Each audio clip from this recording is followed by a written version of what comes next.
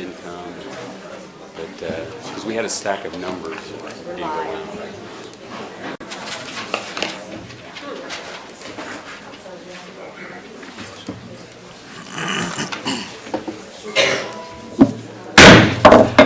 I'd like to call to order the USD 49 School Board. We have six of the board members, all six board members here. One is on her telephone. Tammy Welbrock, the president, is out of town, but she is on. And Chris, can we still, she can hear us? All right. I can. All right, there's Tammy. Okay, good. The USD 49 Board of Education's, our agenda is on board docs, and that is linked to the USD 49 website. You can look prior to the meeting and look at the agenda through the board docs and the USD 49 website. I want to welcome all of the people coming to our board meeting tonight. I'm glad you're here. Also, to the people that are watching, I never know how many people, and maybe since we don't have a big Monday night football game tonight, we'll have a big audience on the YouTube. Okay, at this time, do I have a motion for approval of the agenda? So moved. Do I have a second? I'll second. We have a motion and a second to approve the agenda. Is there any discussion? Mr. President, Yes. I would like to try to see if we can add a couple of items to the agenda, if it's possible. Okay, do you want to make the motion? Yes, sir. I'd like to move that we have some more discussion on the new member orientation code BBBB. Reason because we have elections next week, next Tuesday, and there's just some things we need to talk about to make sure we have that go smoothly and follows board policy. Okay. And I'd be interested in hearing the comments from the other board members about this. We have a motion. Do we have a second?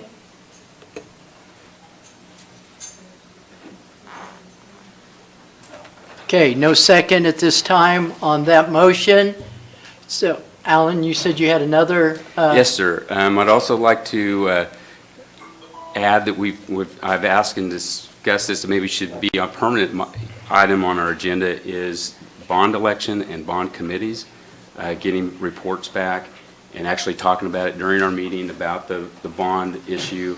It seems like we get more information from podcasts or things on news and where I am here at the meeting. I think it should be coming from our board meeting out to the community and not from all these other areas. So, Alan, what is your motion? To talk about the board issue and board committees. Okay, the bond issue. And Bond issue, I'm sorry. Yes, sir. The committees that go with, and now And even like which ones are coming up and who's all invited and those kinds of things. And I know those are, and they'll probably hear more about that, but I know the bond meeting for this week will be a combined meeting of the community and the educators. So they are combining the two meetings with that. Okay, the motion has been presented by Mr. Park to have discussion at the board meeting or place it on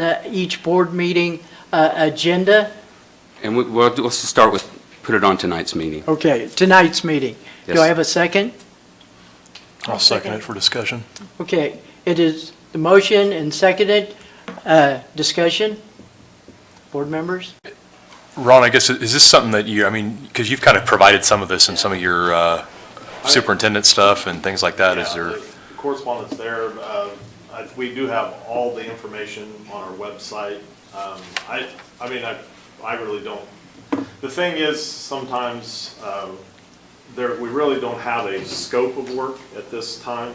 It's been a lot of exploratory, a lot of looking at different, options in terms of what other districts have done. That's really been, and those all that information can be gleaned from our website. When you go to the website, you can look at all the slide decks and find that information there. Yes, I do believe that at some point that will become a pretty permanent board discussion once we have a scope of work where you guys will be involved in that. And it's not going to be one meeting and discuss. So that will be done over the course of several meetings when we start getting at some kind of scope. And you'll definitely be involved in that. Okay. Alan, was there anything I you'd like? have a comment. Oh, Go ahead. I appreciate having that all out on the website, Ron, so that we can, both board and community can access that information. However, I am hesitant to bring this discussion to the board table, mainly because I think that we could have a risk of making it look like the board is telling this vision bond, and thus the community what should be on it. And I think that's been some of the negative feedback in previously, not saying that it's been done or not in previous, but at this point, I just really like the fact that this is going to be the community bringing to us as Board of Education members when they bring a full report. So I would not be in favor of adding that as an agenda item today or in the future. Alan, was there? Well, like No. Mr. Wilson says, after bringing it to the board when we have a scope, part of at every meeting, since I've only been to a couple because I wasn't aware of the other two, but that was my fault, I guess, not to be more diligent to be there, but I'm not on the committee. I would be, and I've asked for that, the list of all the committee members, but it's really not the community, it's these committees. And that's one thing, according to board policy, we're supposed to approve the committees, but I don't even know who's on the committees. I mean, as far as a list, just the people that I've seen. Also, that in their presentation, they have the three legs, the community, the teachers, and the administration and Board of Education. Now, we do have some representation, but they're not necessarily participating, and they're not bringing it back to the board. I think, it's my opinion, that we should be involved in this scope. We should be talking about it. We should be putting in our input from that's what they elected us to do, to be here to be able to provide input. Going to it after 6 or 7 meetings, and we've not been part of those meetings, or having them come. We have not even had them come and visit with us. And I would like for them to come explain that report, because we have not discussed that report about all the facilities. That's something we should dig into and really look at, because there's some alarming things in there. So we're going to be talking about some maintenance things here, but we haven't even talked about that report. So I think as a board, we should be diligent and being involved in this process, and not just be on the sidelines until they come to with us to scope. Just these committees, which hasn't been open or widely broadcast. We have a group of maybe 25, another group of 12 to 15, depending upon, and then we don't know about the administrators. That's a small group, or just all our administrators. So anyway, that's just, I would like to be discussing more of it and getting more here while we have it can be out in the open and transparent. And I agree with Tammy. I don't think we should be coming up with or driving anything, but I think we should be informed. Okay, Lori? I was just going to say, I agree with what Ron said, in that I've been through the meetings, and that we're just kind of out there trying to make some decisions. And I would hate to have somebody get a foul taste in their mouth because they hear something that we're not going to present at this time, if that makes sense. I would rather have it put together and have them feel like this is a really good plan. And And, right now, there's certain things that are good, there's certain things that are not so good. And we're looking at both options right now. And so I guess my thinking is what Ron said, let's wait until we have more of a standing on what we're doing. And then later on, bring it to the public and say, we feel really good about this plan. Right now, we don't feel so good about it because we haven't put the plan together. Does that make sense? Yeah, I think starting with Wednesday's meeting, that's where we're going to start defining what's important to all the groups. And I guess in a sense, put some meat on the bone so that you will have something to digest and talk about that's, I think, relevant to the work that you will be asked to do later on, where you're approving and the scope that has been put together. So at this point, there really wouldn't be a lot other than just to show the slide decks, and those are available for you to look at. If you do have any questions, I'll be free to definitely answer any, or we can definitely get you connected with DLR. And I do think, well, I would assume, well, like you said, once they get into the meat and potatoes and start getting more of that in there, I think we'll probably have updates regularly, Sure, probably, yeah. as far as the other piece. Okay, any other discussion? Can you, when is that meeting and the time and where is it located so that everybody knows where that is? 5:30 here on Wednesday. Here at the boardroom, Right. Wednesday. Okay, we have a motion and it's been seconded to place the discussion on the bond issue on the agenda for tonight. All in favor, say aye. Aye. All opposed, say nay. Nay. Nay.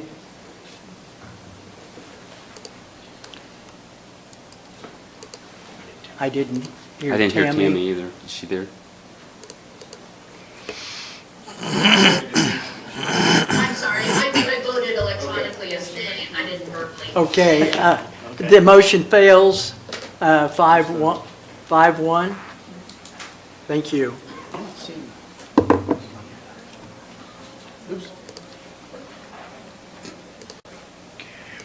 Not logged in yet.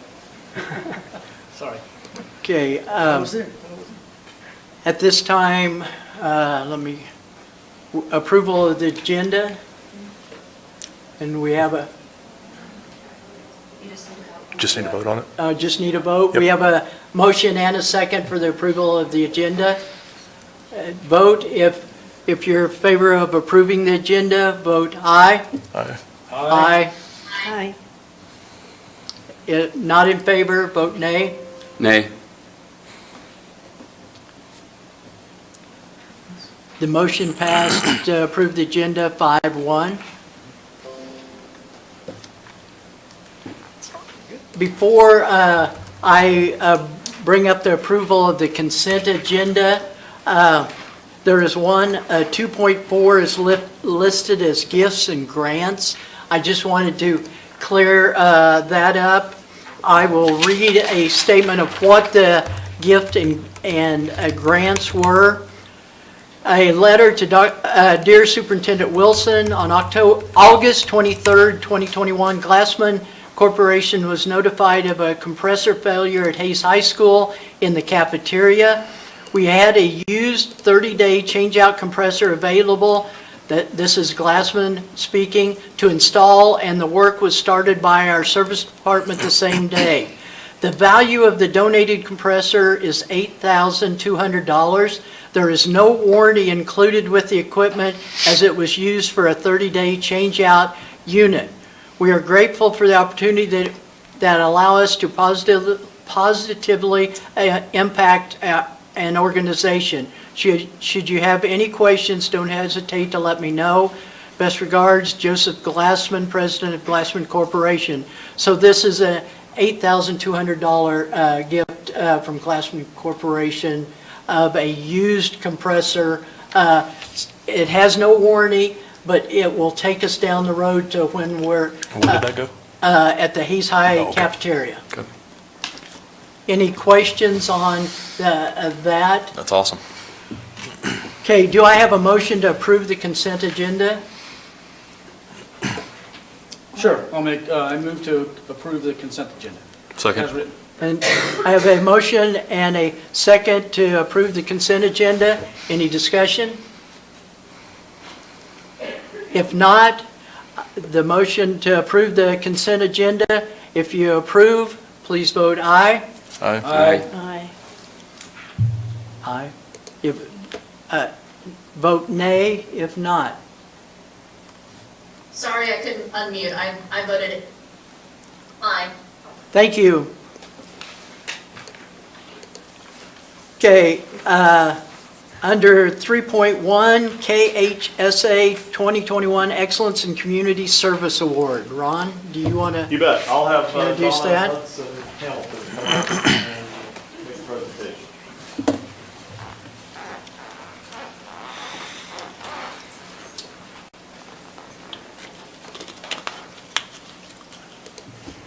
Yeah, you may need to pull that microphone over. We got to have a hole to get the girls golf team in. Okay, I'll move it back so they can all get in. All right. Well, we were unable to hold the award banquet like we normally would due to COVID restrictions. So we are presenting it now, and it just happened to work out that the Kansas Head Start Association Executive Director happened to be in town tonight. So I invited her to come up with us too. This is Jennifer Adiem. Did I say that right? Adiem. I almost had it. And then Pastor Mike Sanderson, he's here to accept the award. And Carla Bixman is just going to share a few words about our nomination. Like Donna said, my name is Carla Bixman, and I'm the Family Service Coordinator for the 3 to 5 Early Childhood Connections program. And I'm honored to be here to share a few words about why we nominated Crosspoint Church and Pastor Mike Sanderson for this award. So I wanted to make sure not to leave anything out, so I have a few notes here. But in late July of 2019, our program relocated to its current location across the street from Crosspoint Church. And the church staff members and their community, the congregation immediately made first contact with us and welcomed us and our program as their neighbors. From this point on, they have truly been exemplary neighbors. During the very long days of unpacking at our new location, goodie baskets filled with snacks, meals were generously provided by Crosspoint for our staff members. In addition, friendly introductions, contagious smiles, and welcoming handshakes were uplifting to our staff who were diligently working very long hours at that time. From the beginning, Crosspoint made available to us the use of their facility. They were immediately set up as our program's emergency evacuation location. Of course, this means not only in the case of an actual emergency, but also for multiple safety drills where over 300 staff and children utilize their building. With all the safety guidelines that came with COVID, our new facility did not have the social distancing space needed for trainings and larger meetings. Crosspoint Church immediately and graciously offered the use of their facility. This provided not only the space for us to meet safely, but they also trained us so we could use their entire audio-visual system. Our program is utilizing facilities at Crosspoint multiple times each month. Being able to safely host staff meetings and trainings provided an indirect but very valuable benefit to our families we serve. All of this without any charge or expense to our program. Crosspoint Church also supports the children and families in our program in numerous ways. Each winter, as our local community celebrates Christmas, Crosspoint provides gifts of approximately 25 families in greatest need within our program. Crosspoint members become the secret shoppers who purchase gifts for each member of each family. Provided with only the number of adults and children in each family, the secret shoppers purchase, wrap, and deliver gifts to our program for our staff to deliver. Another way Crosspoint wants to support our families and children is to host and provide a spring block party for the entire program, including inflatable games, miniature train rides, and snacks. Due to COVID, this event has not happened yet, but we are very anxiously awaiting to provide this spring. Without a doubt, Crosspoint has truly been an outstanding neighbor to our program from the very beginning. They continue to graciously provide generous support and assistance to children, families, and to our program. This year already, Crosspoint has provided assistance in cleaning up our courtyard with painting and preparing our grounds in preparation for our 30th anniversary celebration. And Micah himself was our MC for the event and even provided the sound system, which he did a magnificent job. At our Go Truck Go event in September, Crosspoint set up a snow cone booth, which was well attended. And earlier this year, Crosspoint members provided a bag of popped popcorn with a handwritten note of encouragement for each individual staff member at our building. We truly can't imagine a better neighbor. Thank you, Micah and Crosspoint Church, for blessing us with your friendship. Every school should have a neighbor like ours. Thank you.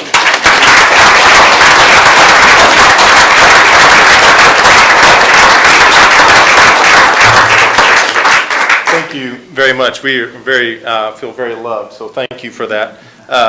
By the way, the MC thing, there was dancing included in that, which I didn't know to begin with, but we had a great time with that. Right.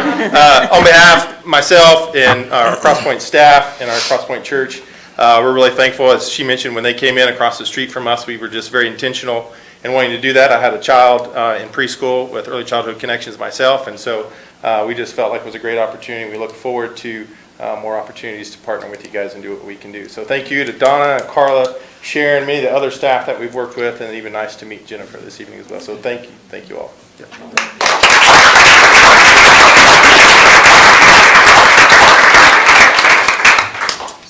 Outstanding. We're able to spotlight outstanding programs like this. I am really glad we're starting to be able to bring people back into our school board meetings. At this time, we have another student spotlight. Ron? Yeah, I'll let them come on in here.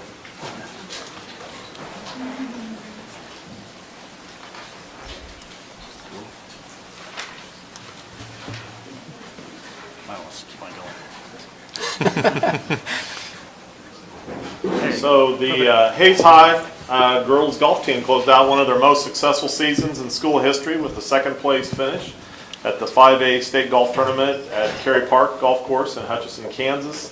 Last week, the Indians shot a 362 in Tuesday's final round, one shot better than their 363. They're consistent. That's great. They finished 11 strokes in front of the third place team. I decided not to talk about the first place team. We'll just keep that. Yeah. So I'll let Coach Watts talk about the team. Well, first of all, we'd like to thank the board for having us here and honoring our success of our program this year. First of all, I'd like to introduce some of the girls. This is Katie Dinkle, and Katie finished in 9th place, so she was all-state, and she's just a junior. And then we have Claire Humphrey, and she's just a junior. She was a member of the top 6. And then we had J.C. Oakley, and she was a freshman this year and played most of the varsity meets. We have Evan Cox, who's a sophomore, who also played in the state tournament, and Abby Norris, who's going to be a junior. You're a sophomore too. And then we have Lily Garrison, who is a junior, sophomore.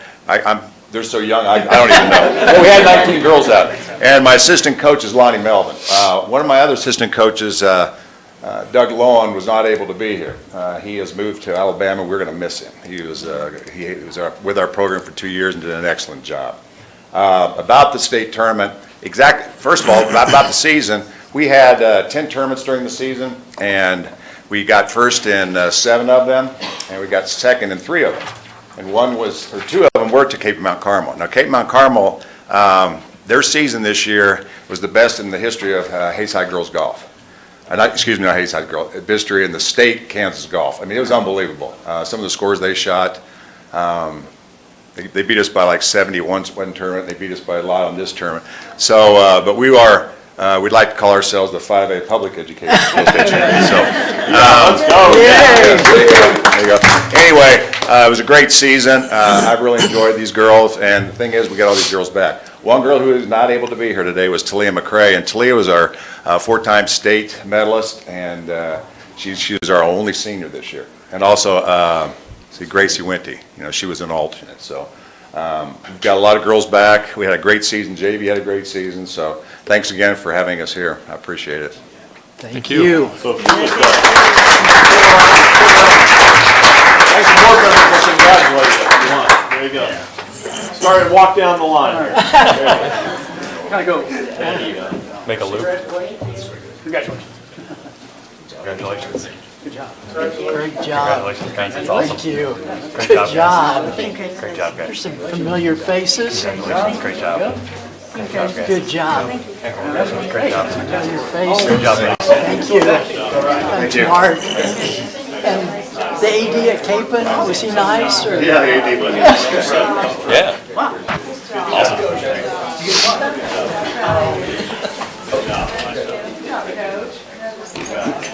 Mr. Watts, how many trips to the state tournament has Hayes High been to in the last I don't really know. This is our 16th in a row. 16 in a row? Yeah, and I've been doing this 32 years, so I don't know how many out of the 32, but I had a good mentor with Bob Blazer, so that was. Thank you for your Yep, you bet. Thanks. That's awesome. Thank you.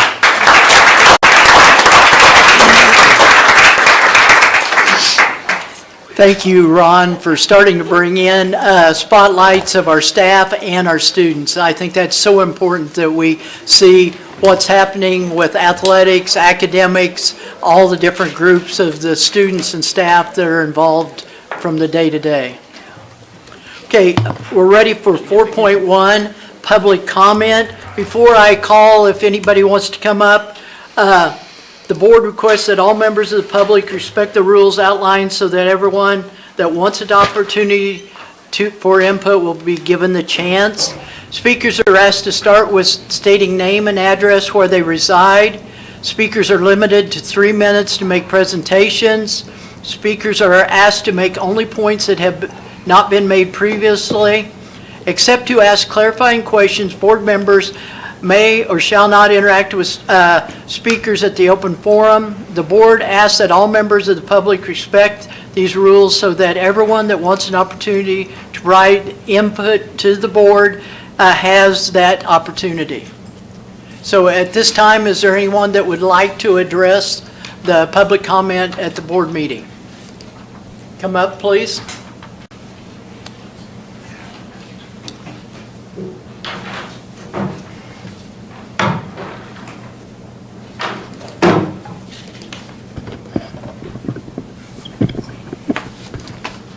Hello, Casey Herman, live here in Hayes, favorite board candidate, I know for sure.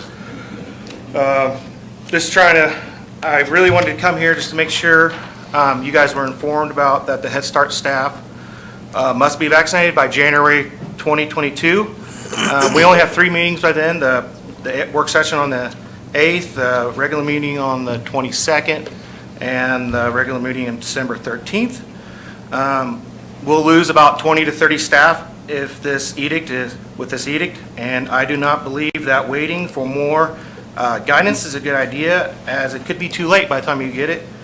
And it has already been a month. The letter is dated 9/21 of 2021, and it's a step of getting vaccinated by 2022. And then with 17,128 deaths from the shot reported to VAERS, not many remaining Head Start staff will get the shot. And also, now that I reported that factoid, the live stream will probably be taken down by YouTube. So I have been concerned from this, as not only as Alan has brought this up, I believe it was the last work session, but also I have been reached out to by Head Start staff, and I know other people has been reached out to by them. It's very concerning. This issue is also very concerning that all of Kansas school this issue is also very concerning to all of Kansas, as other school districts that have been reached out to have not known about this issue. I hope you have heard me. Oh, sorry, here, I got little notes. I hope you have heard me, as community families in Hayes need all the Head Start staff we can get. And I also asked for this to be put on the agenda next meeting to see how we can continue to employ our much needed staff. Thank you, that's all for me. Thank you. Thank you. Thank you. Do I have another member coming up, please?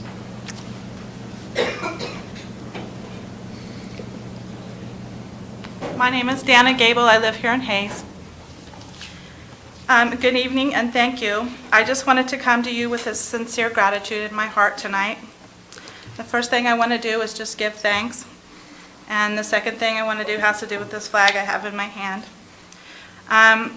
Just a sincere thank you to teachers, coaches, principals, school nurses, especially school nurses because they helped my son with his diabetes, janitors, and all the other staff that I have failed to mention. And I want to thank the school board for their service and integrity during these difficult times. We do recognize that you guys have had to make some very difficult decisions over this past 15 to 18 months. Thank you for your continued element of choice when it comes to school masks and vaccines. And the other thing I wanted to ask is if you would all rise and honor God and country and say the Pledge of Allegiance with me. Would you guys do that with me? Sure. I didn't know for sure if you had a flag, so I brought one. And just because I'm nervous, I wrote it down, but I have this memorized. You're looking at that one or this one? I pledge allegiance to the flag of the United States of America and to the republic for which it stands, one nation, under God, indivisible, with liberty and justice for all. Thank you. Thank you. Thank you. Is there anyone else that would like to address the board at this time? If not, we will go ahead with 5.0, the presentations and reports. 5.1 from Weekend, a presentation by Lindy McDaniel, Assistant Special Ed Director. Ron? Yeah, and Lindy is going to take it away. Yeah, share your thought. Okay. Jesse, you want to pull up the, all righty. Prayers that it works. We'll see. Technology has not been my friend today, so hopefully this works. You want to hit present. Here we go. Okay. So in May of 2021, a little bit before that actually, Kyle and I and our early childhood staff were beginning to think that we needed to look for additional space for our early childhood special ed classroom. We have had an influx of students that need services in the classroom, and our space was just a little bit smaller than what would be best for kids. In addition to that, if you want to click to the next slide.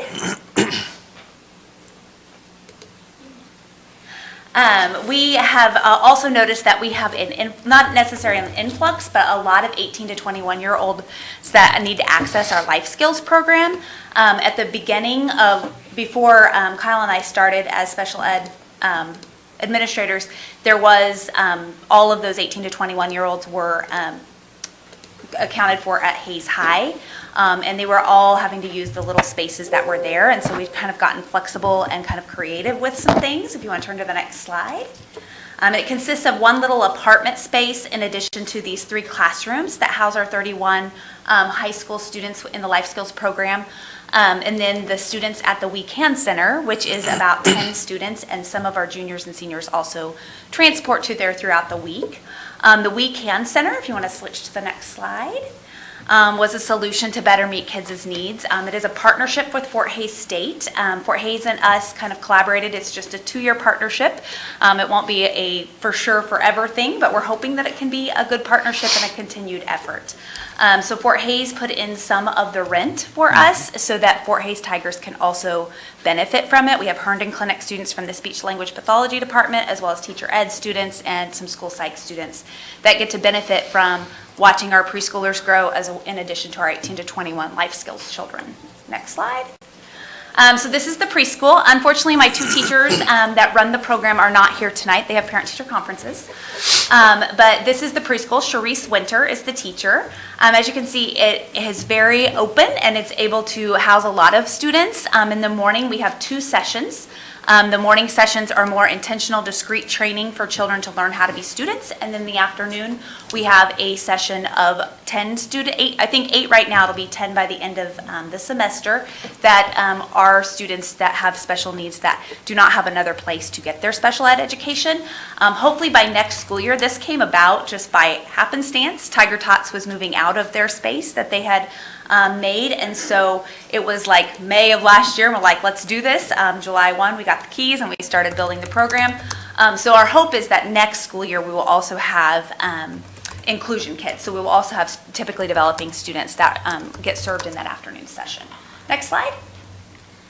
And this is just a little bit of the related service provider spaces. Our early childhood community-based teacher also works out of the center. Her name is Martha Becker. And then we also have our OT speech and PT services there as well for the kiddos that are a part of the weekend center. Next slide. All right, and now I couldn't share what is going on with our 18 to 21 kids as well as they can, so I'm going to let them share a little bit about the program. The future for me is probably going to be pretty much you grow until I figure out what to do, basically, to find my interest. To find your interest. Okay, so how does the center help you find your interest? You know, well, to look for different careers and stuff, and that find different job locations that give a big dough and stuff. He's going to get his big dough and stuff. I asked him what that meant. He said it means money, and I'm like, yep, you're right. Yep. Okay. So there on the screen, you can see the picture. That is our 18 to 21-year-old classroom. The young man in the video, bless his heart, the first day he came to the center, we were like, what do you want to be when you grow up? And he had no idea. I'm going to live with my parents. So for him to say, like 2 months down the way, oh, nope, I'm now going to find a plan. I have zero plan right now, but I'm working through my interests. But as you can see on the screen there, that picture is the conference room. We purposely designed it to not look like a classroom because these kids are kids that have graduated high school, and we want them to have that opportunity to move on to something bigger and better just like their peers do. And so it looks like a conference room so they can practice job skills and they can practice interviews and all sorts of things. Next slide. Oh, and Don Howard is our teacher of the 18 to 21 program.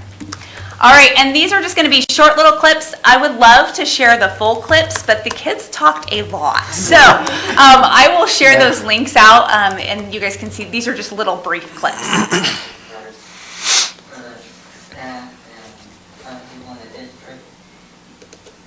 So what he shared is that this is their vocational skills lab. They work on office skills. That Weekend Center is housed at the Hadley campus, and so we have lots of opportunity to partner with community members. But one of the things they start with is just working out of our little office. And so out of our little office, they actually send cards to district staff. This is our break room. How is the Weekend Center preparing you for adulthood, for the next step after high school? It teaches you how to work, teach you how to do envelopes, laundry, keep the house clean, cook. Those are things I need to learn, Kathy. Do you think you could teach me those things? No. I think I'm a lost cause, but next video. So the break room, one thing that is specific about the break room is research shows students with autism and other disabilities don't lose their jobs because they can't do the work. They lose their jobs because they don't know how to interact in the break room. They don't know how to interact at lunchtime with their staff. And so having a break room on site for them to practice those skills has really benefited them in getting employable jobs. This is one of our young men in the home living lab.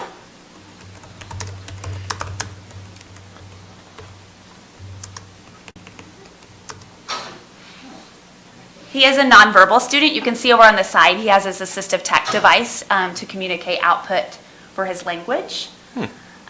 He actually came back to our district just last school year from a pretty significant autism residential home. So for us to be able to include him in this process is really awesome. And that's it for that one. Okay, and this is an independent work lab. This is one of the things that the individual in the last video has access to often because he just needs to practice being independent. He needs to practice being safe in his community, so this little room provides that. And then as you can see, he works on things like stocking shelves. He's stocking pop because that's his preferred thing. So he is stacking pop to hopefully get a job in one of the community stores. Next. All right, and this is our shared space. So this is where it gets a little tricky. Originally, we were just looking at space for a preschool because that's where Tiger Tots was, and we thought, oh, we'll just move into their space. And I was like, I don't think we can just have, it's such an awesome space, we can't just have one program in it. And so I was like, well, what if 18 to 21 is there too? With that came a lot of hardship of parents thinking, what? You're going to put my preschooler with 18 to 21-year-olds? Is that really okay?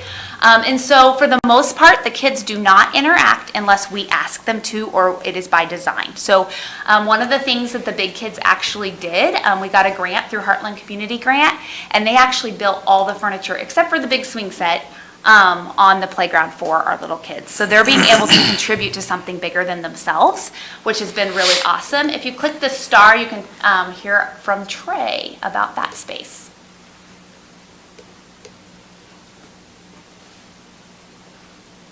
Can you tell us what you do on Fridays in this space?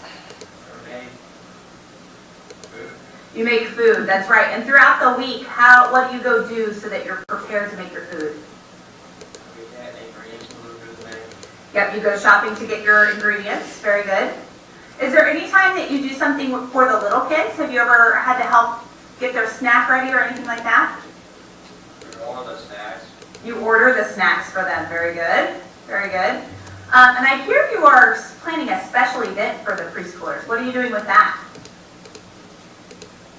We're having a Halloween party. You're having a Halloween party. Very cool. What's your... They were all very excited about sharing. Not that one, but the other kids loved to share. He was a little like, really, you're going to make me do this? I'm like, yes, I am. It's going to be fun. All right, next slide. Those are just pictures of the presentations of the checks that we received for the things that we got through Heartland Community. And the next slide. So this just shares a little bit about the partnership. So we partner with Tiger Teacher Nation, and on all of our work tasks and anything evidence-based in our program, there's going to be, it's a work in progress, there's going to be QR codes, so students at the college can QR code it and learn why we do what we do, because we find if students come in and observe and volunteer and help, they don't know what we're doing unless they know the why behind it and the evidence base behind it. So far, I was going to look before I came over. We have at least 6 Fort Hays students a day, Monday through Thursday, come in.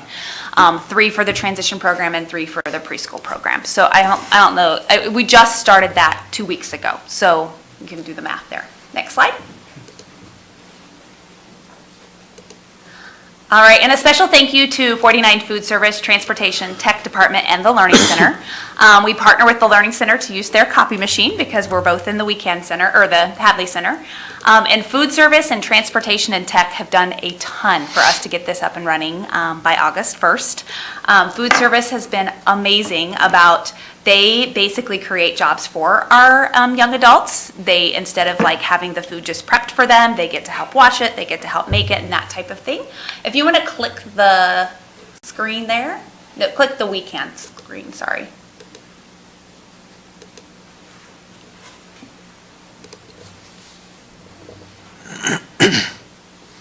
How is this different from being at high school? After high school, it was like huge and a lot of people close together, and then here is like more space and more or less practice. Her full interview is on, I can share it with you, but it's pretty amazing, her insight about the program. Next slide. And here we have one of our preschoolers. We can do anything. And if you click this slide, you can hear a little bit more from Luke, because he has such words of wisdom. What makes this place special?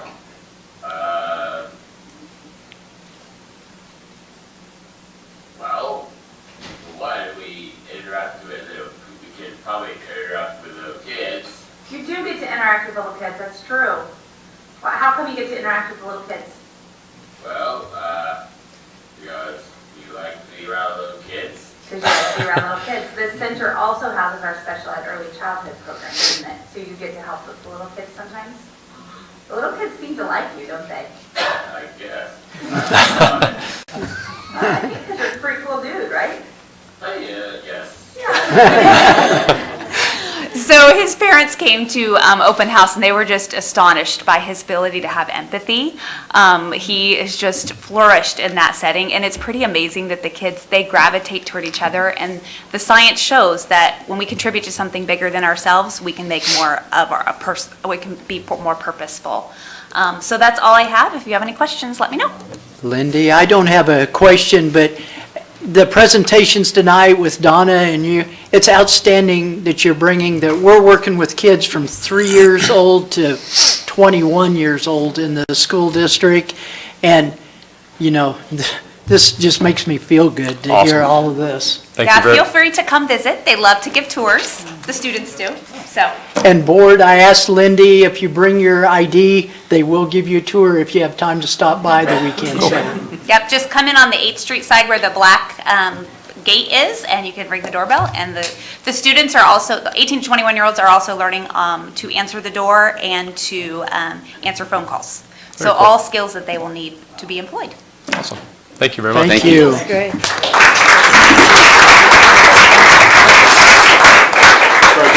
One more thing. Yes. I think the thing is, both Lindy and Kyle need to be commended for, I guess, thinking outside the box. And what started out as just a desire to get needed space at ECC turned into something really good and probably way better than they ever even imagined it being. And you know, the open house was last week, but yeah, I would encourage you. If you just want to soften your heart and forget about all the troubles that are going on in our world, and you just want to see some really good things, go down there. It's definitely worth the trip. And they will just be so enthusiastic about giving you a tour, and there's a quality tour. I've been on about 4 of them. Every time I go, I get a special tour. So. And she mentioned that we do have the partnership with Fort Hays State that helped us allow for being able to rent this extra space. Right now, 5.2, a WCK SEC update from Kyle Carleen, the Special Ed Director. All right, well, do you want to spin her around? She probably doesn't want to look at me, but it's okay. We'll let her. I appreciate you guys giving me some time to share my fall update about special ed. I always like to come make a tour of all the different districts and share a little bit about what's going on, updates about staffing, updates about just our focuses each year. Of course, Weekend Center has been a big piece of that. I'm not going to share as much here as I have with the others because Lindy just covered it, but that's something that we're super proud of. The young adults and the staff, even our littles, you can just see the pride in what they're doing there, and just excellent stuff all around. The first in the handout that was on, with the agenda, the first page is just kind of breaking down staffing, number of teachers, paras, throughout our resource programs, as well as in our co-op-wide programs such as ECSE, low incidence programs, gifted, speech language, school psychologists, etc. So I'm not going to read all that to you. There is one correction though that I caught that I didn't get fixed, but Ellis actually has 2 secondary teachers, not 1. So. But as far as services, everything's still basically the same as the last time I shared with you guys. The second page is going into fiscals a little bit. In the spring, that's where I really share about budget and where we're at from that. This year, or in the spring, or excuse me, in the fall, I try to highlight just some aspect of our special ed funding, just to kind of help people get a better understanding of where special ed funding comes from and how it all ties together. Special ed funding comes from federal sources through Medicaid, as well as IDA Title VI-B and some other federal sources. There's also some state funding, and then there's some local funding. All of that goes into our whole revenue, and then of course everything that goes out is our expenses. And what ends up being left over in June is that carryover, and I wanted to share with you guys that the carryover trend since 2013, just kind of be able to show where we're at. A co-op our size, as carryover, we would want to have right around that $1 million mark. As you can see, back in 2014, they were quite a bit below that. That was back around the time of Great Recession and all of not really the Great Recession, kind of the follow-up from that. Like there's kind of some trickle-down stuff in education that was really squeezing everywhere. And since then, we've been able to build our carryover back up. Last year, we were anticipating our carryover going down, and it actually went up over the year before, but that was because of some additional federal funds that came in that we weren't anticipating when we were first writing the budget, and then also categorical aid. So how much we get from state came in a little bit higher. The way that categorical aid is determined, simply, there's some other pieces out of this than this, but most of it is there's this big pot of money that the whole state has, and then all the special education staff across the state, that big pot of money is divided by the number of people, and that tells you how much categorical aid is per person. And then we get reimbursed per person, 40% for paras, but we get reimbursed based off of our staffing at that rate. Because the pot stayed the same, but last year there were a lot of places that were still remote and didn't hire all the people that they normally would have hired, and so the pot of money was divided by a smaller number of people. So we, as a whole, those that did have staff, we got funded a little bit more than we did, than we were anticipating. And so that led to a little bit more carryover.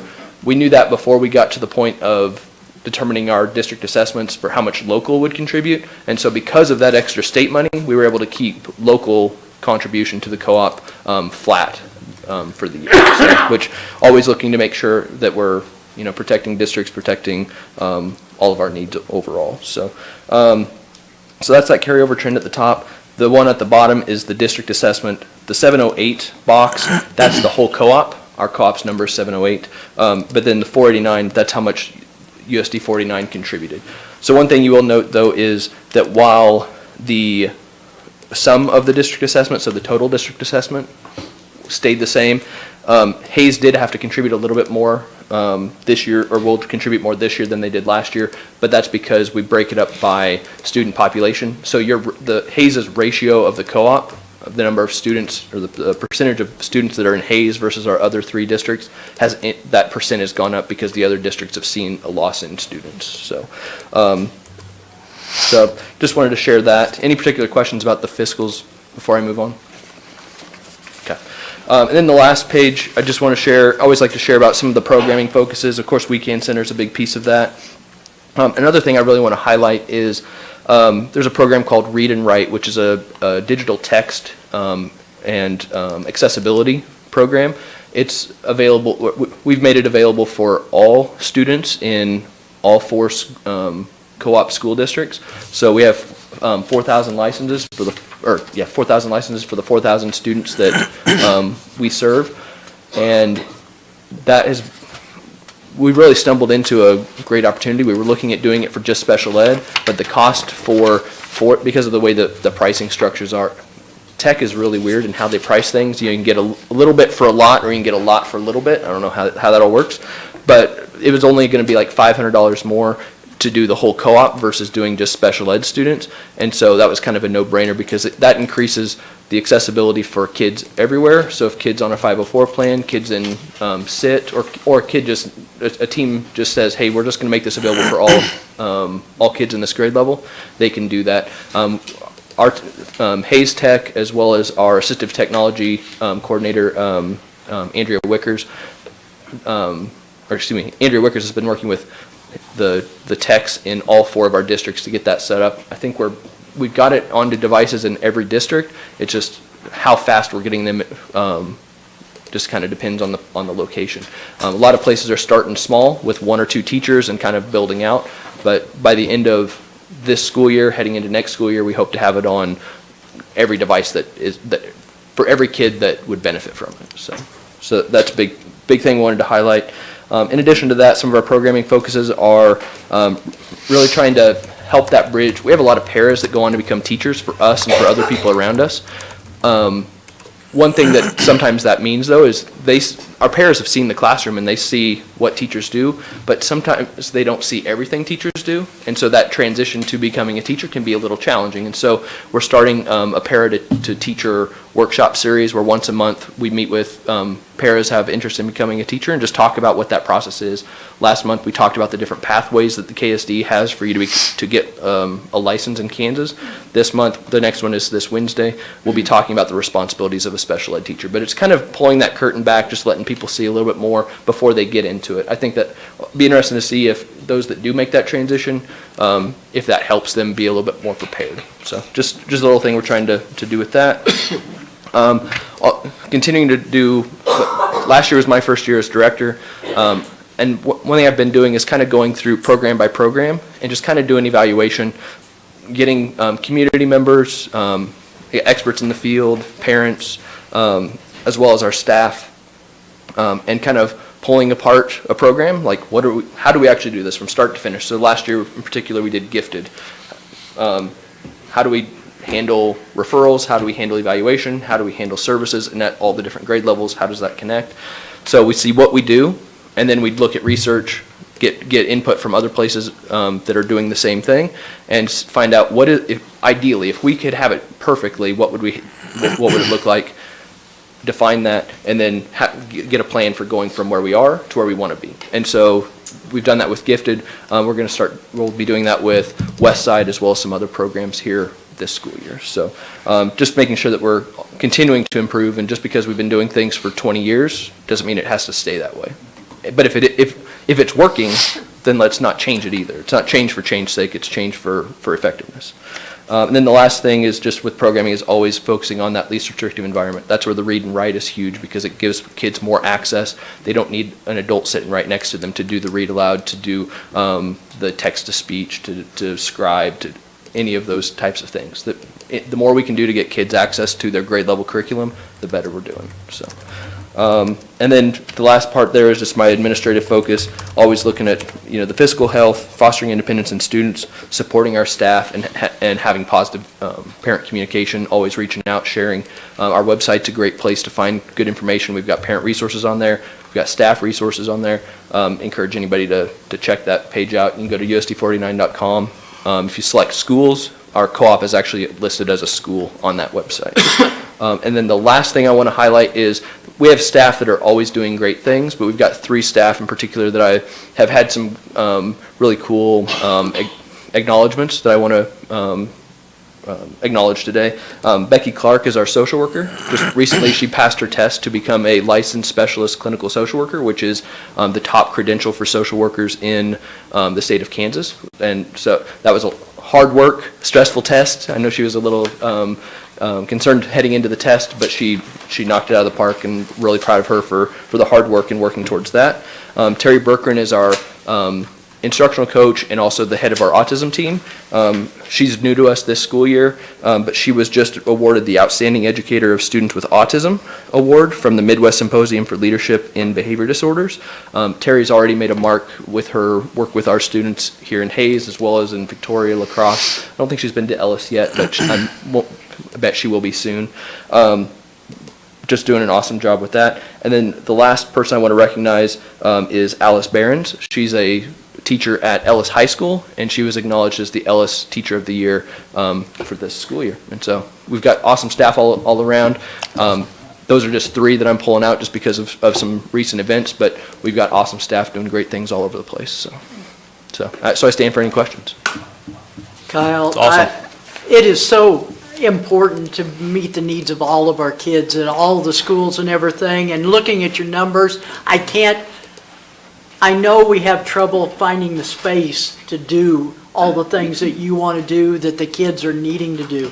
Because I'm looking on here, we have 31 resource teachers just in Hayes at the elementary and secondary, 55 paras and that work with the Hayes kids. We have, and that doesn't count the school sites, the OTPT. I'm going to leave somebody out on that, but all the people that are needed to meet the needs of all these kids. And we've talked about that at the bond issue meetings. Why do you need the space? A lot of times we don't have that many more kids than we did 15, 20, 30 years ago when we passed the last bond issue. But we're doing a lot more for kids now, and we have the staff that needs places. Mm-hmm. I'll get off my soapbox there. Very good. And one thing, mentioning staff, staffing and hiring has been a topic all over the place. All year we've kind of been around 8 to 10 openings. Today we're down to 6 in special ed. So if you know anybody that wants to be a para, we're really close to being full. They better get in quick because they're going fast. Very good. Thanks, Any other Kyle. questions? Thank you very much. It was awesome. Thank you. Very Yeah. good information. Thank you. That's all. District Communications, Ron? Okay, just some things I want to share with the board today. This coming Thursday, I've been asked to testify at the Kansas Legislative Special Committee on Mental Health Modernization and Reform, specifically on the K-12 behavioral mental health program that was started 5 years ago. I am only one of 3 superintendents who has been asked to testify, and part of the reason is my previous district, we were the initial pilot districts, one of 5 pilot districts on the mental health K-12 behavioral program that is we're now part of here in Hayes. And having been in 2 districts, they want my input along with superintendents from Olathe and Blue Valley who actually don't have. They have a program, but not through what the state is providing. And so I think the thing that I wanted to share is that it's a really good program. I just wanted to draw attention. Right now there are only 55 school districts in the state, and that's roughly out of about 280 districts that are currently taking advantage of the behavioral mental health program that Hayes started 3 years ago. So here's some things. The goals of the program are that we're really trying to help students with are to improve their academic preparation, improve their school attendance, improve their internalization of symptoms. And what we mean by internalization behaviors, that would be things helping them with self-esteem, social skills, anxiety, depression.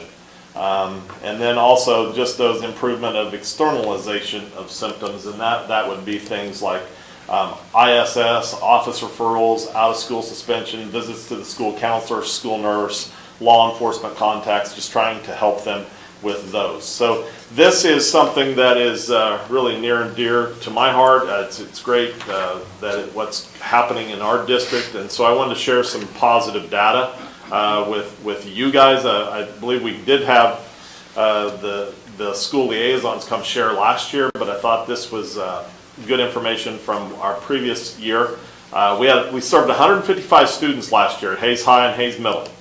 And that's roughly a little less than 10% of the students at Hayes High and Hayes Middle that were served in some capacity with mental health services. And of those students that were having issues with school attendance, through the mental health program, we really feel like 53 showed improvement. So I think that is an admirable goal.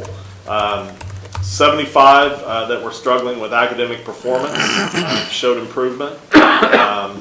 Those with the internalizing behaviors that I talked about, 108 of them showed behavior, which is just phenomenal, because that is a key one right there.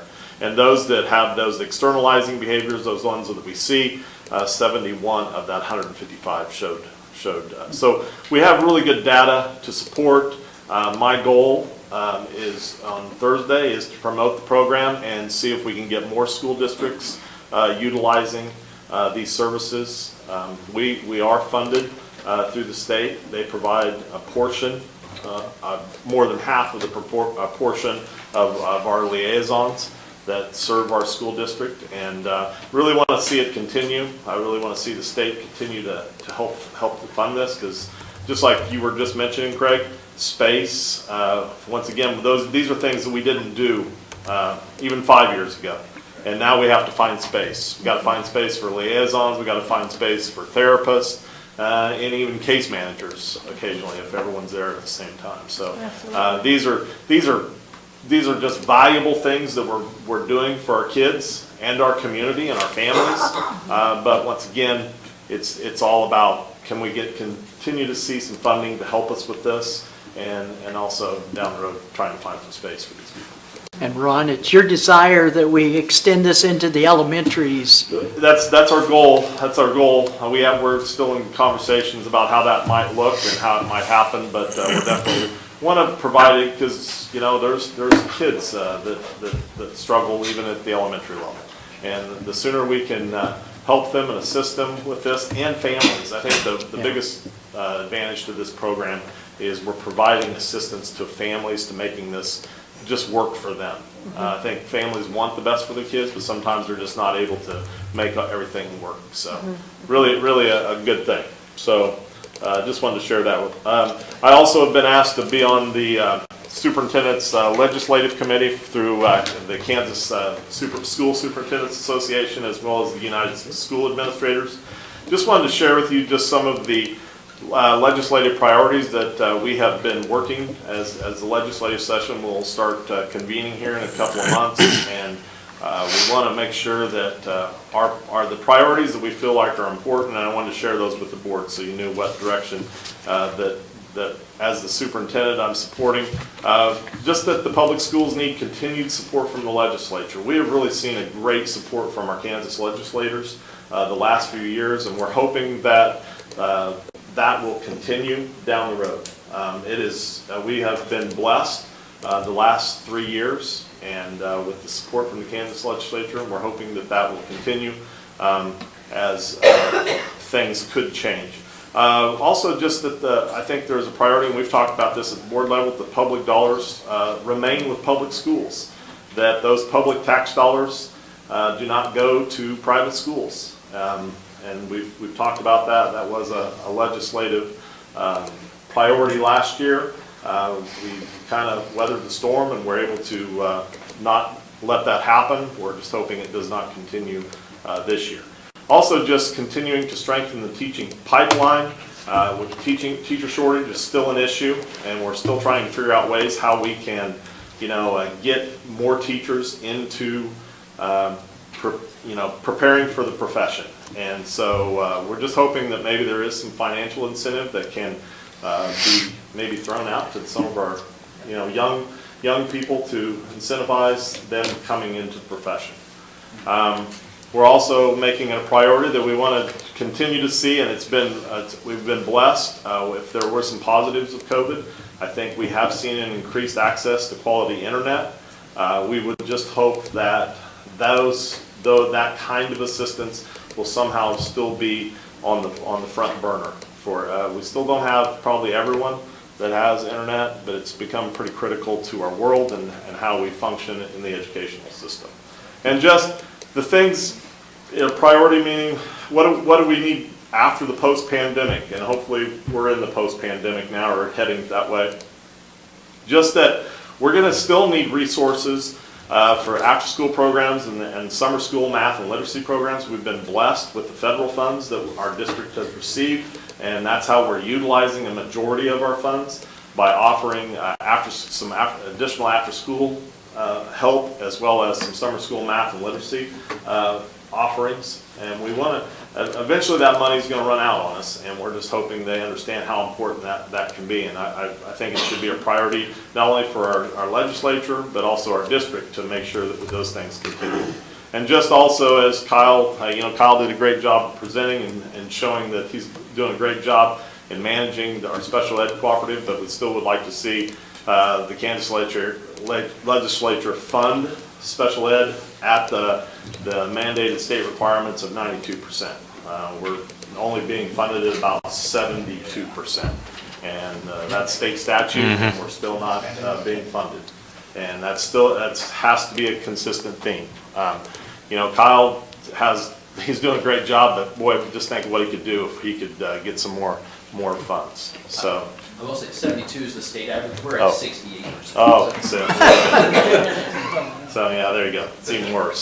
So, just wanted some quick district recognitions. We recognize the golf team, and we do want to bring people in. We won't be bringing everyone in. I think our high school marching band received a 1 rating at the WAC Marching Festival. Of course, our Hayes High Volleyball won the WAC championship, and that was been like almost 30 years since they've won that. That was awesome. Our Hayes High Football were the co-WAC champions, which was great. Our Hayes High girls cross country team qualified for state. Hayes Middle School Volleyball 7th and 8th grade B teams, they won their league tournament. The A team, 7th and 8th grade teams were runner-ups, and our Hayes Middle School 8th grade football team finished undefeated. So I'm sure I probably missed several groups, but I did try to do the best I could to find some highlights to throw out, and I apologize to anyone I did leave out. Also, a need from the board, someone to just, I guess, identify or that would like to be the voting delegate Saturday, November 6th at the KSB conference. This can be done in person or virtual. You don't necessarily have to be at the meeting, but if you want to do that, that's fine. Just need someone to be, and we just have to register. So I don't know if anybody wants to raise their hand and say, yeah, I'll do it. Right now, I think Tammy and I are registered, and that's registration was last Friday. Yeah, do you want it, are you saying you want to do it? I think Tammy's the delegate, and I was the alternate last year, but I don't know, is Tammy still on the line? I believe that's the case So- as well. So you And why want, not? you want to be the delegate? Well, 1, 2, and, but I guess I thought I already was. Okay. Well, we just have to, well, actually, Said it last year. yeah, you're, if, we'll make you the delegate. That's simple. There you go. Also a big thank you to our 489 Foundation Board for the work that they put in for last weekend's auction. I know we have several people sitting around here. Jess, Renee, Lance, and Alan serve in that capacity, and Lori, I'm sorry, serve in that capacity, and they put in a lot of work to helping, and it was a great night, and I raised a lot of funds. I don't have exact numbers, but I'm sure at some point we'll have some exact numbers, and they just do a lot of great things for our district. Ron, can I piggyback on that? I was so impressed by the whole community coming out and supporting public education. And I'll repeat a couple I know, but Curtis Brown, the president, Brianne Sulzer, the vice president, Jess Reeling, secretary, Renee Booth, the treasurer of our USD 49 Foundation. We have Lance on the board, Roger Bixman, Christy Crow, Andrea Dinkle, Thomas Graham, Raymond Haas, Stephanie Jones, Alan Park here on the board, and Brooke Randa, and so many others. I saw a lot of staff there till late in the evening taking money and helping out the whole process. So thank you. And just the last thing included in your packet was the enrollment numbers that were requested, so you have that access. So that's it. That's all I got. Ron, is it possible that that we, because part of our board policy is to encourage our new board members to attend, and I don't know if they've been reached out to know that that's coming up and they are able to do that. I did talk to KSB last Friday, and they said that was the deadline. They may not have food, but they said because their counts needed to be in last Friday, but they did do a few extra, but I know that all the other districts are in the same boat having elections. Yeah, we did. I also talked to KSB, and they recommended that the new board members come on after the election. We have registered the new board members for the November 20th new board membership training here in Hayes. Of course, if that date does not work for those that are elected, there are other dates available. So we have selected, and they've recommended that they probably go to that first. So that's where we're at. I just know when I started, it was nice to go to that first, and then we went to that other one, and because there's one at the conference, there's not one this year, but it was nice to go to multiple times, because there's, like they say, it's like drinking water out of a fire hose when you first start the board. So it's getting as much information as possible. So if they are available and there's here some in the audience, and would you like to go, you might talk to Ron to see if you could go and put that on your calendar, because it is the weekend right after you're elected. Okay, moving on to 6.1, District Custodial Supply Purchasing. This is a discussion item that was brought from the last meeting, I believe, Ron. Yeah. And you've had some contact with people. And Yeah, we just, I mean, it was tabled, Tammy, I believe, tabled it for further discussion, and we brought back some more information for the board.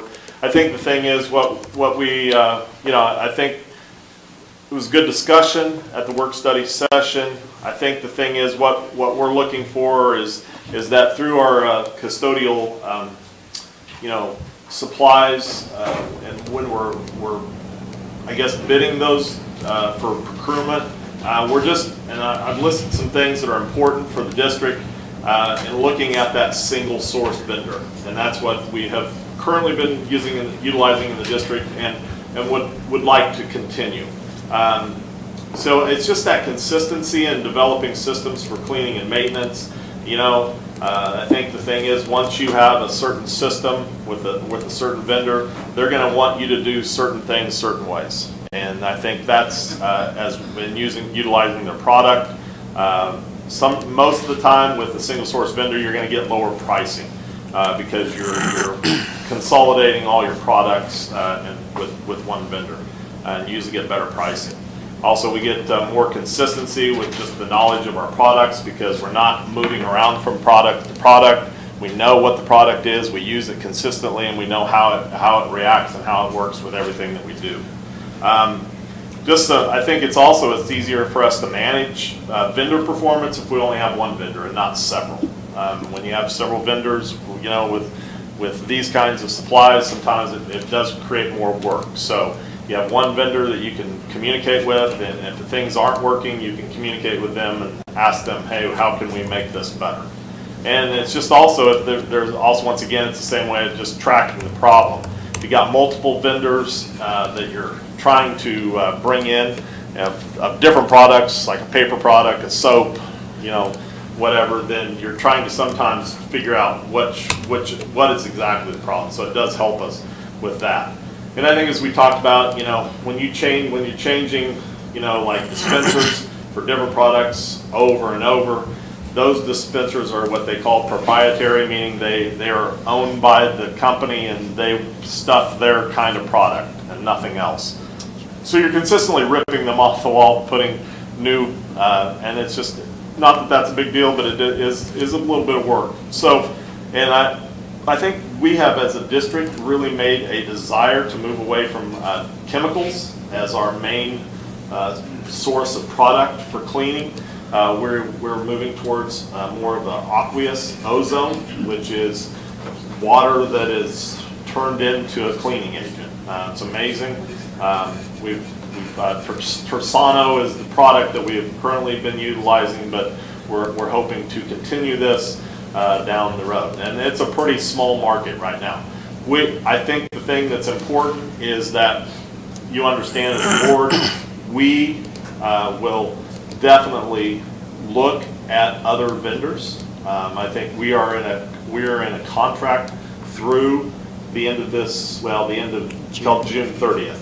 And so at some point here, we'll probably begin putting some things together to allow vendors, local and outside vendors, to bid services. But we are really in the market for a single source and not necessarily trying to get into the business of trying to go to this place for this place for this, another place for this. It's just a time-consuming thing. So I did ask Chris to put together some kind of historical expenses for custodial supplies. So I'll ask Chris to kind of lead this. Yeah, which you can see, we started with just some snapshots over the course of time, as much as anything to show, I guess, what trends might be in cleaning supplies, equipment, and then the supplies and materials. That's everything from light bulbs to paper towels, all of those kinds of things. And you can see the giant anomaly, of course, is FY21 or last school year, and much of that is federal money. With the addition of things, I guess timing was good. We were in the process of moving away from the blow dryer hand dryers because of some training that custodial staff attended, and the fact that isn't a sanitary, blows the germs around, and the paper is a better way to go. So we had already started moving to paper, to more paper, but then also this move to the aqueous ozone, or the Tersano, really is an equipment-based purchase up front to purchase the machine that makes it. Machine, I don't know if that's the perfect word for it, but the aqueous ozone generators.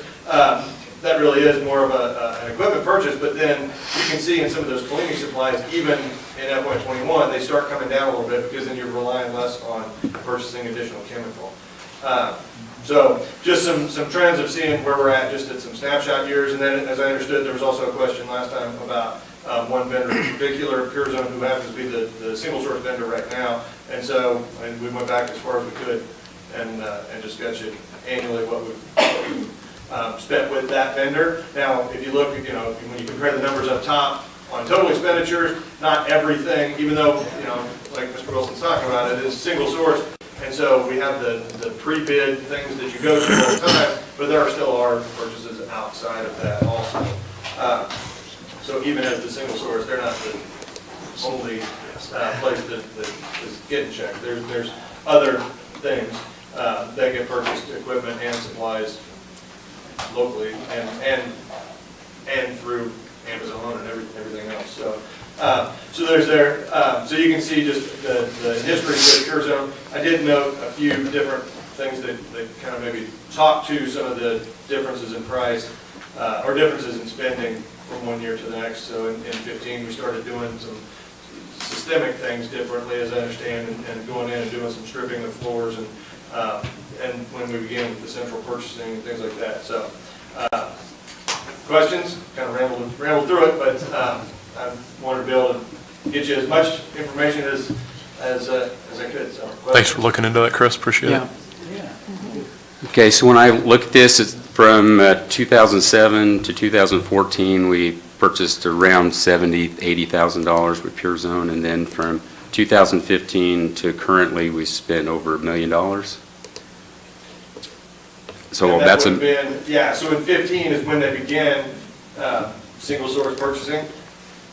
I think prior to that, if I understand right, this is before my time, but if I understand that right, prior to, I'm going to say 8, 9, 10, I'm kind of guessing here, but prior to that, there was single source purchasing. At that point, then it went to building-based purchasing, and then in 15, it went back to single source purchasing, at which point, that must have been when Pure Zone won the bid. So yeah, that's when their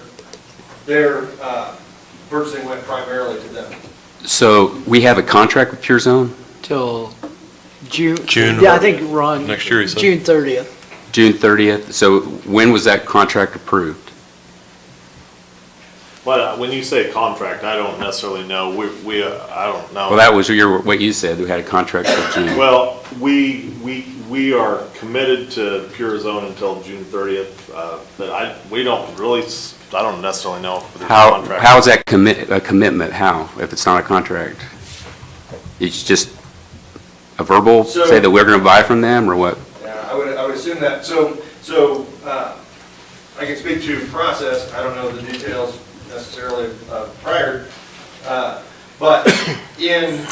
I just want to know what this year. What's the details as far as our? Do we have a contract or we don't have a contract? We're going to buy from Pure Zone until June 30th. And that who made that decision? I guess I did. Okay, so you're saying that we're going to spend another. I mean, we spent about $300,000 out of town again. Well, I don't necessarily know. I mean, it's not really about out of town, in town. We do support local businesses, and I really don't really like that we're making it an issue that we're not.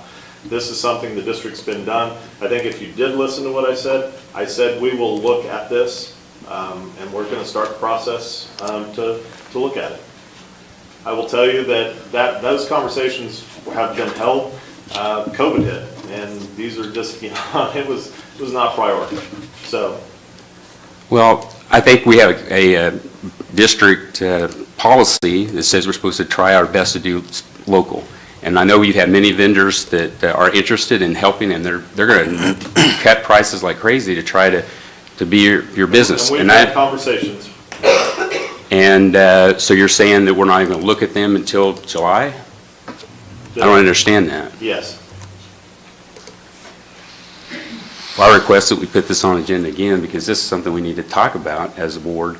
I don't know if we can do it tonight, but this is definitely a concern that I have, that we're spending over $1 million since 2015, and that all goes out of town.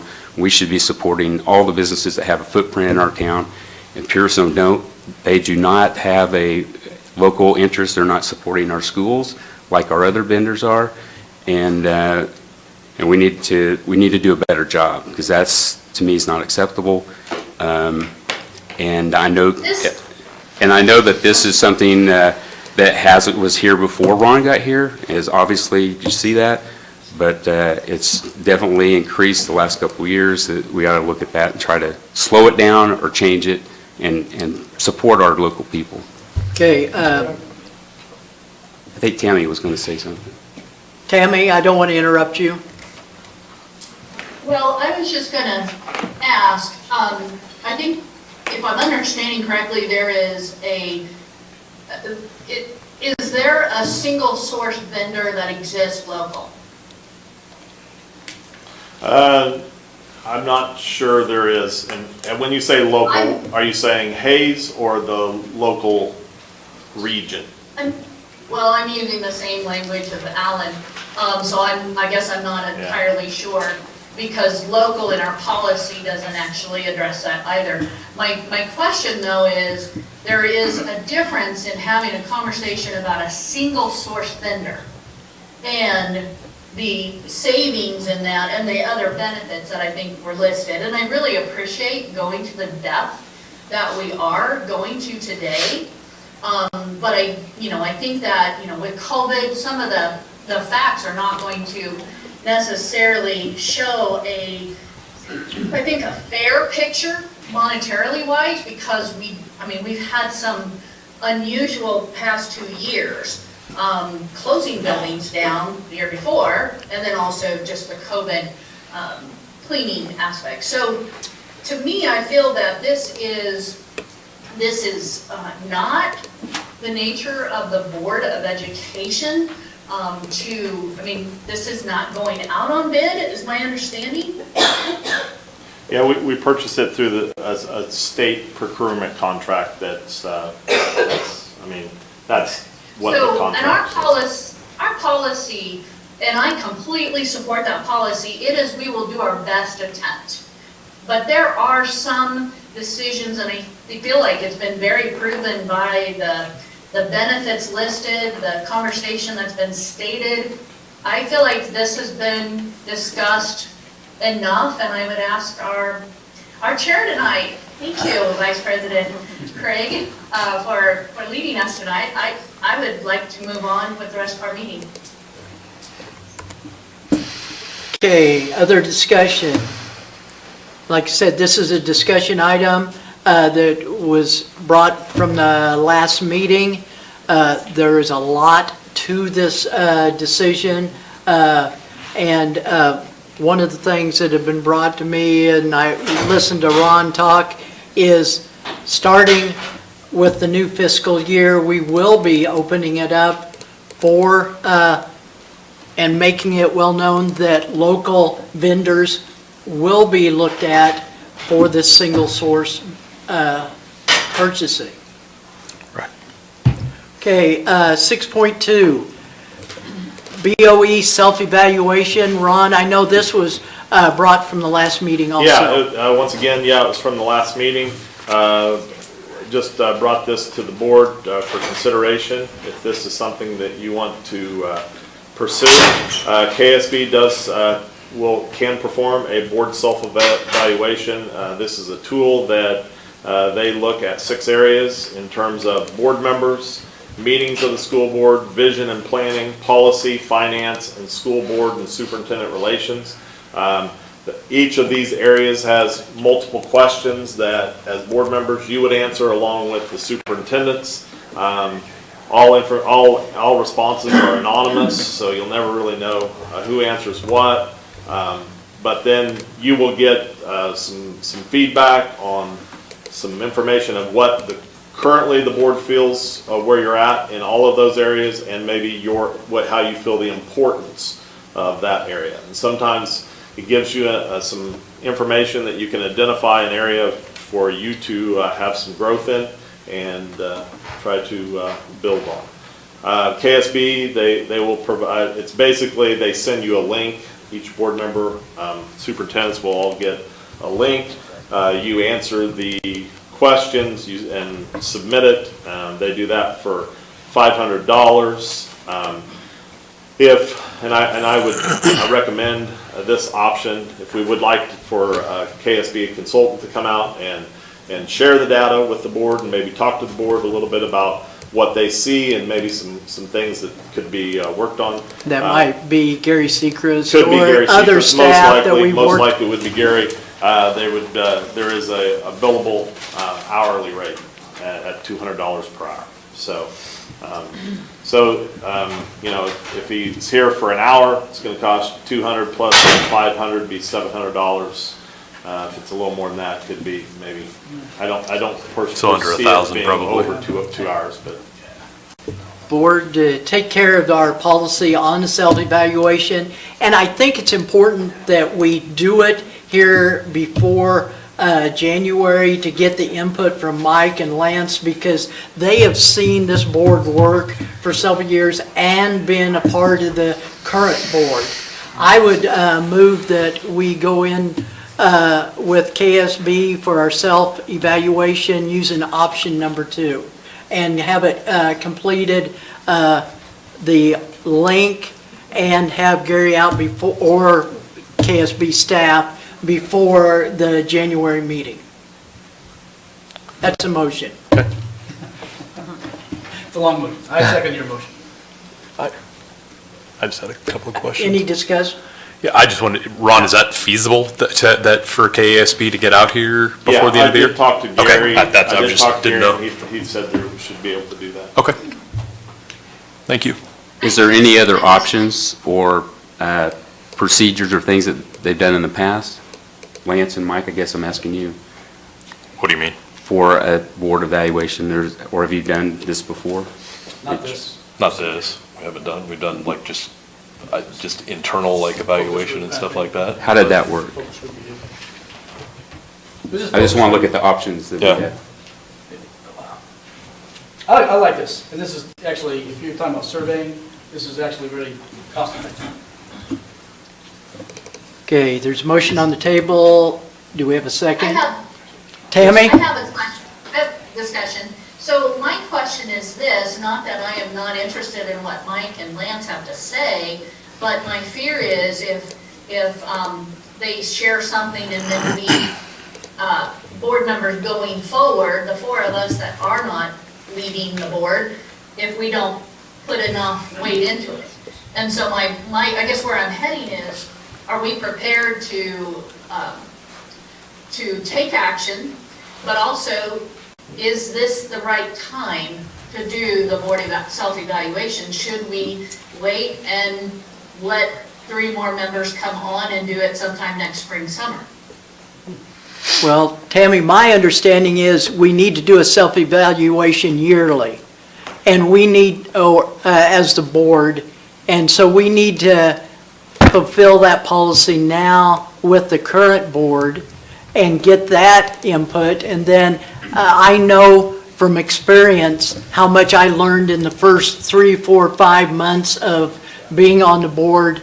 We can move forward. That's just my view on that. Just for clarification purposes, it is in board policy on board self-evaluation, policy BK, but it does not say that you have to do it yearly.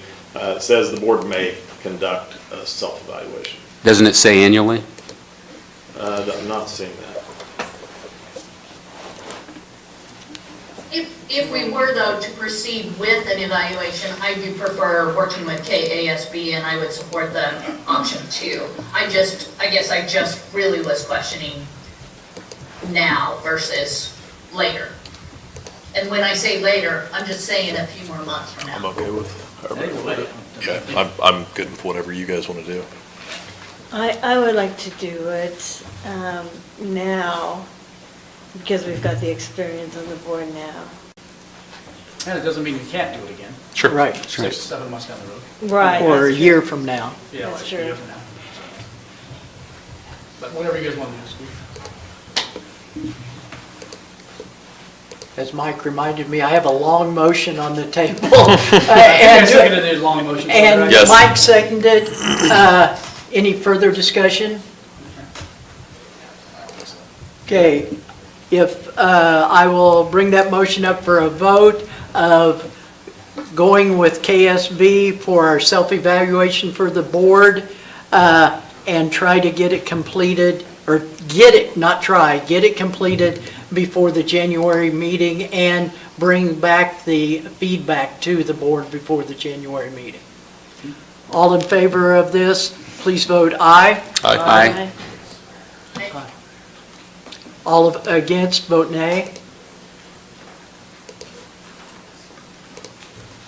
Just 6-0. Thank you. Moving on, 6.3, Community Strategic Long-Range Planning Proposal. Yeah, just this evening, I'd like the board to consider possibly looking at a long-range strategic planning initiative for our district. I think this is this is going to give the board an opportunity to hear from our community, not just who shows up to public forum, but it can bring our community into an actual strategic planning, and we can hear from a diverse opinions that's in our community on what's important in our community. I think this can be extremely helpful to the board as well as myself and the other district leadership in terms of how we go about doing some planning over the course. You know, I think it's a great session that it's once again led by KSB. It would include about up to 25 to 40 participants. Each board member is asked to invite a certain number of community members to the session. That's how we get that number. And then it's just, there's two sessions. Those sessions would probably be about a week apart. He's said anywhere from 2.5 to 3 hours each session. There's activities that you work through, and you work on some priorities for the community and what's important. And at that point, you have kind of a long-range plan. Yeah, you got great feedback from board to understand, you know, what might the community. It's great feedback for the board. The cost I've included is $5,500 for KSB to perform this. In visiting with Gary, it's about $215 for mileage, so it'd be about a total cost of $5,715. He would come work with the group on both meetings. He'd help some coordination of getting the teams and everything together, and then he would provide a feedback, report that would be shared with the board. So just feel like this might be the right time to go at this starting in January, February. Could be even as late as March for the board, depending upon how it's all put together. Ron, do you feel like this runs well together with the bond meetings and their strategic plans? Actually, it's kind of my method to my madness. I think it makes a lot of sense. We do have those community meetings for the bond vision, but this is just another avenue. This, of course, strategic planning will include facilities topics, but it's way more than just facilities. This will talk about curriculum. This will talk about mental health initiatives. I mean, it's a pretty wide open range that would be, and it's picking the priorities of what's important. There's going to be numerous things that will be listed, and I'm sure there's going to be some kind of dot, where you pick the most people, and you'll identify 4 or 5 priorities for the board to help them focus as they make decisions down the road of what the community is thinking is important. I would assume this should play into some of our long-range planning as well. It can help with some of that stuff there as we... And I also think, and this is something I know sometimes I'm a little bit of a broken record, the mission of USD 489 is to provide a quality learning experience for every student in every classroom every day. And I think sometimes this can be a great opportunity to talk to our community about what we're doing in those classrooms every day with every student, share some of the great things, and get that message out, and give them some feedback as well as that they'll give us some feedback. So it's a great time to kind of brag a little bit, toot your horn, but also get some feedback from your community. Ron, how soon do they need to know if we want to move on this timeline? I think I don't necessarily know if we need a decision this evening. If you want to visit about it more, that's perfectly fine. It could push things back as far as scheduling, but I don't think that's a huge deal. I guess my thing is, since it's kind of a first reading, bring it back at the next meeting, and maybe we'll know more about it and be able to read and see how it works a little bit better. Yeah, I've included a proposal that Gary, he sent me this morning. I skimmed it. I didn't spend a lot of time reading it, but you're welcome to look at that, and if you have any questions, I'll be glad to answer it, and if I can't answer it, I'll be sure to reach out to Gary and get those answers. Waiting a couple weeks won't No, I don't be a think so. problem? I don't think so. Maybe I missed this, but what would be the reason for delaying this? Because I mean, of course, I'm all about strategic planning and doing that myself as a private business owner, leading, I mean, the best organizations have strong strategic planning. So I guess I'm not sure why we would, what was the benefit of delaying this motion? I think it sounded like and I don't mean to speak for Craig, but I think just to give, since it was the first reading, just to give everybody a chance to kind of look through it before a decision was made. I know several of the board members, Tammy included, have just since Friday, since the agenda came out, been able to read through it and go through the information, maybe bring it back as soon as the work session. Sounds good. Not very complex. Actually, I'll jump in here again. This is actually a very good deal. We do a lot of strategic planning too, and actually less than $6,000 bucks. That's what I was going to say. Yeah. This is an amazing, Yeah. amazing price for quality. Yeah, it is very good. I'm changing my tune a little bit because we've got Mike and Tammy that work a lot with strategic planning, and they're saying, move on it, and I'm going to take. I was just. I'm okay with either way. I like your ideas. Well, I did not actually say we should vote today, but I'm just saying it's a good deal, and. That's good to know. I support it. But if you want to change your. I would like to make the motion that we approve this hiring of KASB to conduct a community strategic planning, and we get that on our calendar The next year. only thing I would add, and we can definitely wait if that's what the board wants, but one of the things that we've made a priority is that we really try to have work study sessions be conversations. You're right. And discussions. Yeah. And Not not make necessarily action. action. And so, but it doesn't mean that we can't, because it is a meeting, and you have all the power in the world to do that. So if that's what you want to do, we can do that. I'll second Tammy's motion. Don't we have a motion already on the, I think we do. I think we already had, didn't you I make a just motion? motioned it. No, but didn't you, Craig, in your second? Craig didn't make a motion. No. Okay. Oh, okay. I was just part of the discussion, Guess I got confused. but I did second Tammy's motion. Okay. So let's open for discussion Yeah, now. further discussion? The motion. It's a good says- idea. I support it. Okay, any other discussion?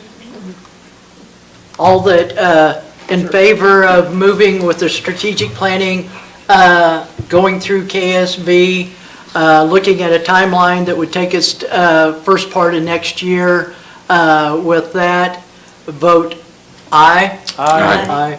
Aye. All against, nay. Pass 6-0. There we go.